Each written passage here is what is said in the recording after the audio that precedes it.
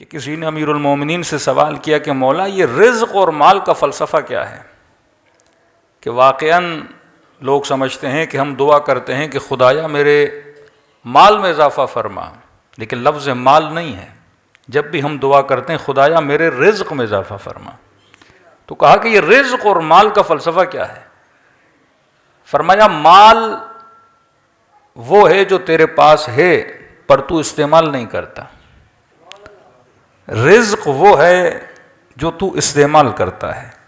مثلاً آپ کے سامنے چاول کی پلیٹ آ گئی، اب اس میں چاول تو بہت ہیں، یہ سارا ہے مال، جتنا تو کھائے گا وہ تیرا رزق ہے. کہتے ہیں نا دانے دانے پہ لکھا ہے کھانے والے کا نام. تو اگر آپ کے سامنے پوری دیگ چاولوں کی رکھ لی جائے وہ آپ کا مال ہے، کیونکہ آپ کے سامنے ہے، آپ استفادہ کر سکتے ہو. لیکن جتنا آپ کی شکم میں جاتا ہے وہ آپ کا کیا ہے؟ رزق ہے. ہو سکتا ہے کسی کے اکاؤنٹ میں کروڑوں روپے ہوں، یہ اس کا مال ہے، لیکن جتنا وہ استعمال کرتا ہے وہ اس کا رزق ہے. اب شوگر کے مریض کے سامنے لاکھ میٹھا رکھو، کھا نہ سکے تو فائدہ کیا؟ یہ مال ہے، یہ اس کا رزق نہیں ہے. تبھی فرمایا خدا سے رزق کی دعا کیا کرو.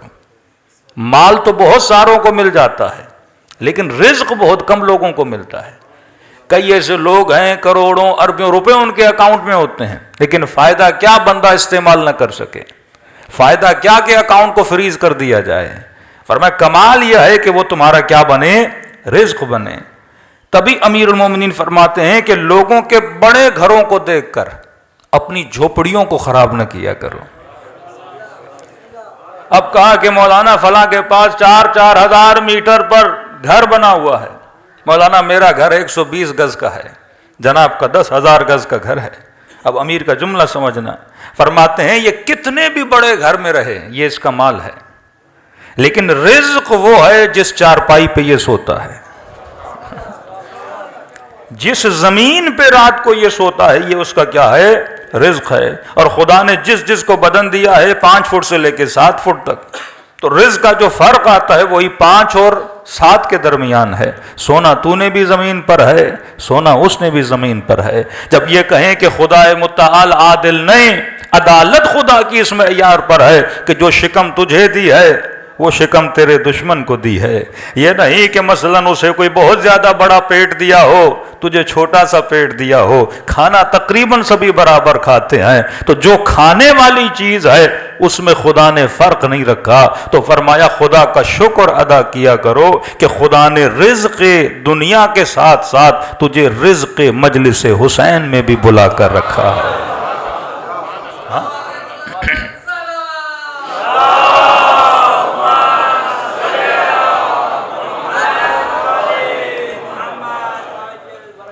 انسان کا عمل مقام معرفت سے تب دور ہوتا ہے جب انسان اپنی معرفت حاصل نہیں کر پاتا، کیونکہ مجلس ترحیم ہے اور خدا نے برملا کہا کہ انا للہ و انا الیہ راجعون. تم سب میری طرف سے ہو اور تم سب میری طرف پلٹ کے آنے والے ہو. آئے تھے اکیلے، جائیں گے اکیلے. آئے تھے اس کی سبب کی وجہ سے، جائیں گے جب وہ بلاوا دے گا تب انسان یہاں سے چلا جائے گا. کیا لے کر آئے تھے؟ خالی ہاتھ آئے تھے. کیا لے کر جائیں گے؟ خالی ہاتھ جائیں گے. کون سی چیز ہے جو انسان کا سرمایہ بنتی ہے؟ وہ انسان کا عمل ہے. اس کی دلیل یہ ہے کہ جب کوئی انسان دنیا سے جاتا ہے، آپ اس کے گھر جاتے ہو، اس مرحوم کے گھر، اس کے بیٹوں کے پاس، رشتہ داروں کے پاس، آپ کیا لے کر جاتے ہو؟ شاید کوئی پھول کا گلدستہ لے کر جائے، لیکن وہ مرحوم کو فائدہ نہیں دے گا. جو بھی بندہ مرحوم کے گھر جاتا ہے، نہ کھانا لے کر جاتا ہے نہ کوئی دنیاوی چیز لے کر جاتا ہے. 4 لوگ آپس میں بیٹھتے ہیں، بھائی کس لیے آئے ہیں؟ کہا فاتحہ خوانی کے لیے آئے ہیں. مطلب مرنے کے بعد بھی اگر مجھے کوئی چیز فائدہ دے رہی ہے وہ ایک چھوٹا سا سورہ فاتحہ ہے،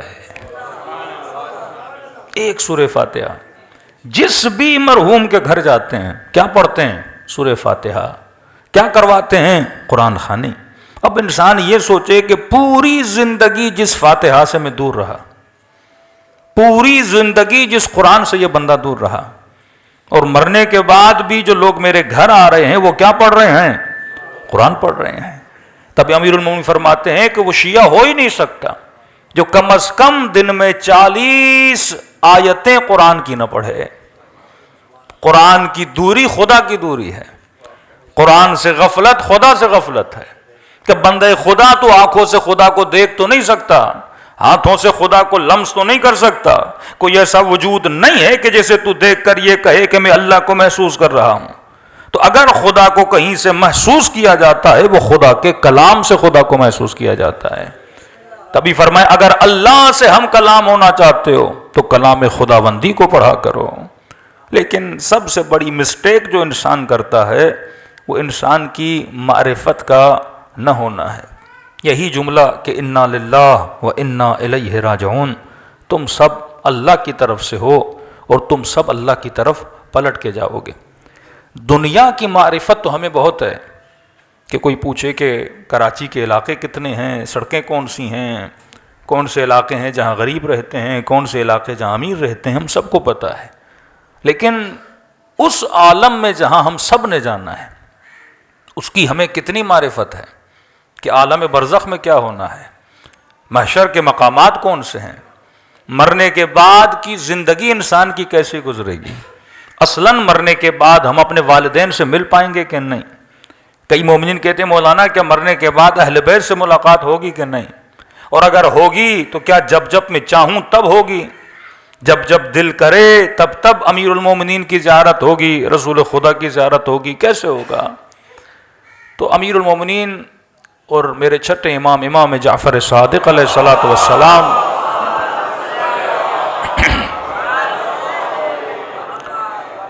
فرماتے ہیں دنیا کی زندگی اور آخرت کی زندگی میں ایک فرق ہے۔ دنیا کی زندگی ایک سوشل لائف ہے، جسے ہم اردو میں بولیں ایک اجتماعی زندگی ہے۔ مثلاً اگر ایک مولانا نے بھی یہاں تک آنا ہے تو کئی اسباب درکار ہیں تب جا کر ایک مولوی یہاں پر آئے۔ اگر میں نے خطاب بھی کرنا ہے تو میری آواز آپ تک پہنچنے میں لاؤڈ کا ہونا ضروری ہے، لائٹ کا ہونا ضروری ہے، مجھے دیکھنے کے لیے آنکھوں کا ہونا ضروری ہے، آپ سے ہم کلام ہونے کے لیے آواز کا ہونا ضروری ہے، آنے کے لیے گاڑی کا بندہ محتاج ہے، یہاں تک کہ آپ کے سفرے پر جب ایک روٹی آتی ہے، یہ روٹی بھی کئی اسباب سے گزرتے ہوئے، کوئی کسان تھا جس نے دانہ ڈالا، گندم نکلی، گندم فلور مل میں گئی، آٹا بنا، آٹا آپ نے لیا، کوئی تھی جس نے روٹی بنائی، تب جا کے آپ کے سفرے پہ کیا آ گئی؟ روٹی آ گئی۔ یعنی یہاں بندہ جی ہی نہیں سکتا اگر انسان اسباب کے ساتھ جڑا ہوا نہ ہو۔ تبھی فرمایا جس کے اسباب جتنے مضبوط ہوں گے وہ زندگی اس کی اتنی کیا ہو جاتی ہے؟ آسان ہو جاتی ہے۔ لیکن فرمایا مرنے کے بعد جو زندگی ہے وہ زندگی بغیر اسباب کی زندگی ہے۔ یعنی یہاں بدن سے روح نکلی، اب وہ جو عالم ہے وہ عالم اسباب نہیں ہے۔ یہاں تو لوگوں کا محتاج ہے، وہاں پہ بندہ صرف اور صرف خدا کا محتاج ہے۔ وہاں ایک ہی سبب ہے اور وہ پروردگار عالم ہے۔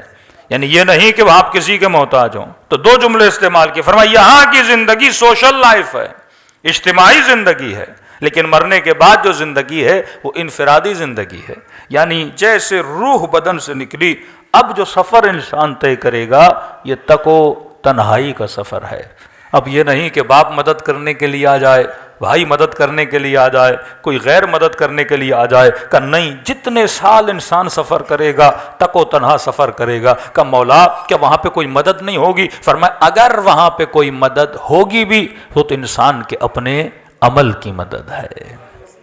لمحہ لمحہ جو تو نے گزارا ہے، اگر وہ لمحہ ذکر خدا میں گزرا ہے وہاں پہ نعمت بن کر آئے گا، اگر غفلت میں گزرا ہے۔ دعائے 15 امام زین العابدین فرماتے آئے خدا میں پناہ مانگتا ہوں ہر اس لذت سے جس لذت میں تیرا ذکر نہ ہو۔ کہ بندہ لذتیں حاصل کرتا جائے لیکن خدا کا ذکر نہ ہو۔ کھانا اللہ کی لذت ہے لیکن بسم اللہ پڑھ کے بندہ یہ لذت حاصل نہ کرے تو یہ لذت عبادت نہیں ہے، یہ لذت انسان کے لیے غفلت بن جاتی ہے۔ تو فرمایا وہاں پہ اگر کوئی چیز تمہارے کام آئے گی وہ کیا ہے؟ انسان کا اپنا عمل ہے۔ اب اسی لیے معصوم فرماتے ہیں ہر مرنے والا جب مرتا ہے، اب یہ نہیں کہ کوئی اسے دیکھتا نہیں ہے، جتنے بھی اس کے مرحومین ہیں اس کی روح کو آتا ہوا دیکھتے ہیں اور آپس میں بولتے ہیں ارے جائیں اس کو ریسیو کریں، ارے جائیں اس سے باتیں کریں، لیکن یہ مرحومین اس کو بولیں گے ابھی اس سے بات کرنے کی ضرورت نہیں ہے، کیونکہ یہ سکرات کے لمحوں سے گزر کے آیا ہے، اور سکرات انسان کے وجود پہ ایسا شوق ڈال دیتا ہے کہ انسان بات کرنے کی صلاحیت نہیں رکھتا۔ کیسے چند لمحے چھوڑ دو، اسے چند گھڑیاں چھوڑ دو تاکہ اسے سمجھ آ جائے کہ میں دنیا سے نکل کر عالم آخرت میں آ گیا ہوں۔ پھر فرماتے ہیں کئی لمحوں کے گزرنے کے بعد جب یہ مرحوم تھوڑا ریلیکس ہو جاتا ہے، اب اس سے ملنے آتے ہیں اور اس سے ایک سوال کرتے ہیں کہ تو جہاں سے آیا ہے